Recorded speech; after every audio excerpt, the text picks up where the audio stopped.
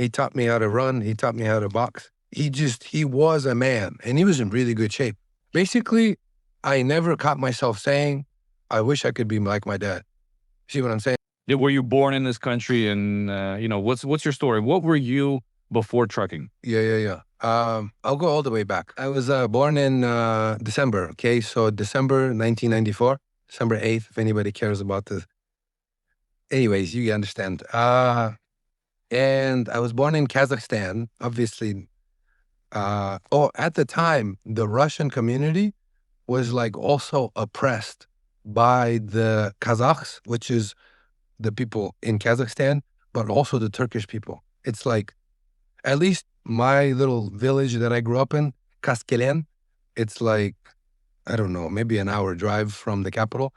And the Turkish people, they had it figured out. And then the Kazakh people, they also had it figured out. And then whoever was Russian that was not in the main city, they would get like an example of that is there was some Kazakh people that were our neighbors, and they were having some kind of project. And because they're so connected with the city, there's a lot of politics. And if you know somebody, you're powerful. Right. Their little project needed like 10 feet of our property, 10 feet of our space. And they just said, hey, we're going to take this, but it's our property. And there's nothing we can do. My dad's nowhere to be found. Just because you were Russian? Well, not because I'm Russian, but because we really couldn't defend ourselves.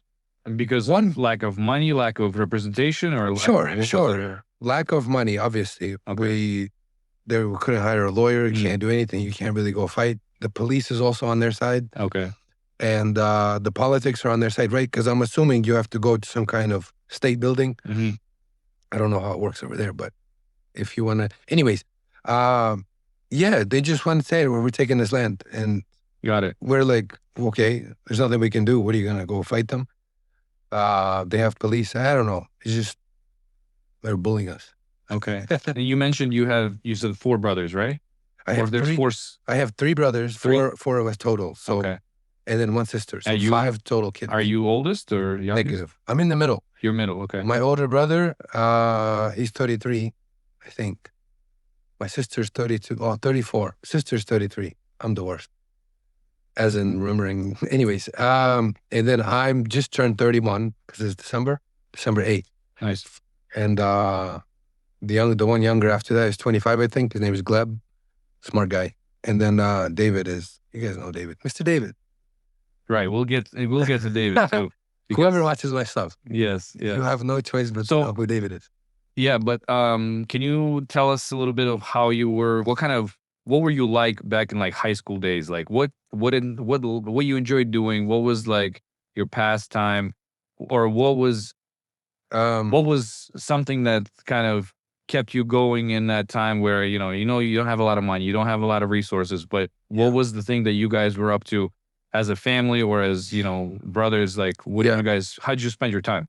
Okay, so growing up, I'm growing up in my little town, always fighting. Between yourselves? No. Well, not sure. Between the siblings, sometimes you have conflict, but like at school between. Oh, okay. Remember how I said politics, Kazakh, Turkish? Got it. But it's also in like the Slavic community to fight. Correct. In America, they don't fight. Correct. You get a 10-day suspension, you get that once, you're done. Maybe there's 2 or 3 people that are somewhat violent in America, and that's it. Eventually they get expelled, and that's it. In Russia, that's like standard operating procedures, Kazakhstan. Yes. Like Russia was the same. Back in the 90s, it was all about that. Yeah. It would be like rayon na rayon. Yeah. So I know exactly what you're Before school, on lunch break, after school, there's always a fight. You always got a black eye.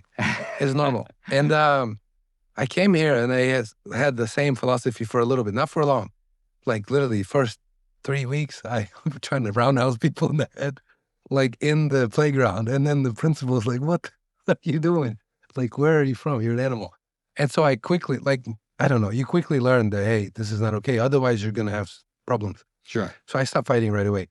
I joined 5th grade when I got here. That was like Columbus downtown somewhere. So you immigrated? Yeah. I flew out. My family flew out. We got sponsored by my aunt. She came out 10 years before us. Anyways, we ended up in America. How old were you when you came? I was 11. You were 11? I was actually 10 when I immigrated. Oh, right on. So we were like, oh, look at this. Hashtag immigrants. Yes. Nice. And Okay. yeah, we came here in 2005 when I was 11, and then that's it. I get sent to some ghetto school, and I'm learning how to navigate. I knew no English whatsoever. No, yes, that's it. And so that was tough because they just throw you in there. Yes, they put you in these ESL classes, English second language, but it's not going to help really. But what helped me a lot is that, and all of my siblings, is that my oldest brother, he was 15. I was, yeah, I was 11. It doesn't matter. Oldest 15, the youngest wasn't born yet. David wasn't born. David is a true American. First He was generation. born here. Yeah. Got it. My mom was pregnant on a plane, so it was close. Anyways, yeah, I get to fifth grade. I didn't know English. You kind of go, I don't know why I went from fifth to sixth, sixth to seventh, because like you literally know zero English. How are you supposed to like pass your classes if you know zero English? Math, maybe, but everything else, like social studies, science, whatever, man. First 3 years were bumpy because I'm trying to catch up to speed. After that, I'd start doing a little bit better, but I didn't really have playing sports. I didn't have passion for school. No, I tried out. I tried out for soccer. I tried out for football, and I was good. I was athletic. I would say athletic growing up, but we never had money for physicals, for uniforms, for any kind of forms. And yeah, I would try out, and then they would ask for like $200 physical, and then my mom doesn't have money, so where am I going to get it? And I was 11, and then 12, 13. By the time I was 16, I was able to play. I didn't really do it. But I did find my enthusiasm, passion in sports like skateboarding, snowboarding. I boxed for a little bit, nothing professional, but I enjoyed that. And what was your biggest like hobby? skateboarding. Skateboarding. I would, yeah. That was your pastime. As soon as I get off school, skateboarding. Did you break any legs? We skipped the homework part. We didn't do homework, and we would go and skate. I had a skate park relatively close to me. We'd go there, and I would do that. And because I grew up in Ohio, you know, in the wintertime, you can't really skateboard because it's snowing, raining, whatever. Right. California would be nice. And but I watched a lot of California, like on YouTube videos. It doesn't matter. I did skateboarding, and then in the winter, when the weather wasn't so good, I would go to Mad River. Mad River is a snowboarding resort 1 hour away from Columbus. I would get a season pass, and then, but this is a little bit later when I got a job. I started making a little bit of money because snowboarding is a lot more expensive than playing soccer for your high school team. Okay. Can you tell me a little bit, or can you tell the audience rather, a little bit about who your parents are? What was your mom doing? What was your dad doing? Yeah. Did your mom just be, a homemaker, or was your dad, right, just breadwinner for the family? What was that like for you guys? My mom, she was always home watching the kids. She didn't work because there's a lot of us, and we're all little, and so she was always a homestay mom. Like I said earlier, there's a lot of support from the community-ish, more or less, with food, with clothes, with things like that from church. And my dad was not in the picture most of the time. He would just disappear for a couple months and then come back for a month and then leave. For work or what? No, not really. He would just leave. Well, I would say for the first maybe 5 years of my life, there was some kind of support. He had a job. He did what he could, but it wasn't very consistent. As far as money and as far as being present in the family, yeah. So he was not interested in the family? I don't know. I didn't really spend much time with him after like 11, 12, 13. And so if I got a chance to meet him again, I won't be bitter. I'm sure they did the best they could. That's interesting. That's an interesting thing because this is actually a very, very important part of, a child growing up is the dad, right? Yeah, so yeah. Your dad is probably the biggest influence in your life. Yeah. So there's an interesting thing you said that he wasn't in or part of your life. Were your parents divorced or? No, they were together. It's just he, I guess, wasn't the most. Were they separated? Or? No, they were together. They were married, legally married in the place where I grew up. And then when we came to the States, eventually they got divorced. Oh, so they did get divorced? Eventually, yeah. Okay. And then they split up. My mom had custody. And then that's it. He just left for good, and then we grew up alone. Me and my siblings and my mom. Okay. Okay. So who would you say was your biggest influence early on? The streets. The streets? I Is didn't there sell. anyone specific? Is there like a I, person that you were looking up to? Because obviously I didn't. every I got you. I got you. I didn't sell drugs. That's what. So by streets, I don't mean that. But I did grow up like, because you wake up, right? Eighth grade, ninth grade, 10th grade. You wake up at 5, 6, 7, probably like 6:37. You catch the bus. You go to school. You come back. I would grab my skateboard and I would go. I wouldn't come home till 10, 11, midnight. And then I'd go to sleep. Like I never lived at home for like all of my childhood. So I wouldn't say I got my influence from the house or something. My mom was super, super, triple, super religious. Okay. She was a hardcore Christian. And us siblings, we really had no choice but to be part of that community. And so we'd go to church. like Christian, can you specify? Baptist. Baptist? Yeah, you go to church, you sing, you listen to the sermons, you come home, and that happens every Sunday. I think a big portion of our audience would really be able to relate with that. Yeah, I know, especially the Slavic community, Yes. you have no choice. Yes. Well, maybe you do, but for us, it was like goddamn 10 Bible studies a week, 2 a day, three a day on Sundays, okay, extra holy on Sunday. I don't want to throw rocks at Christianity. For the people that do it, good for you, you rock. I just found my guidance in a different way. Yes. I don't want to throw rocks at anything. My moral compass is set on a different set of rules in a way. We can get into it later, I guess, but let's stay on family. Good. Because I forgot, what was I supposed to answer? I'm trying to understand who your influence is. Oh, good. As I do. Early on. I do want to answer that. So me being Baptist, that's one piece of it, and I'll never get rid of that, even if I want to. That's just who I am because I grew up with it. But growing up, I wasn't much at the house. But I do want to point out one gentleman. His name is Cecilio. When we first came here, Because he's Italian? No, Dominican Republic. Oh. Dominican, that's where he's from. And he lived like 4 houses down. He had a gym inside of his garage. He had a boxing bag inside of his garage. And like the first month, not the first month, excuse me, because we lived in a ghetto for like the first 9 months. And then we moved from like the city, Columbus, Ohio, to like outskirts of, every city has like a highway that's around it. For us is 270. We're outside of that loop, if that makes sense. And so, which is the second place that we lived at after about 9 months. Okay, we moved.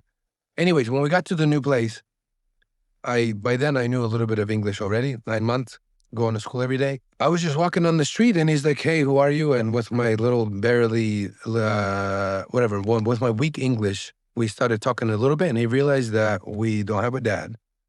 We are just kind of whatever. And so he took that. It wasn't like an official, like, hey, I'm going to be your father. But that was the first like father figure thing that was in my life.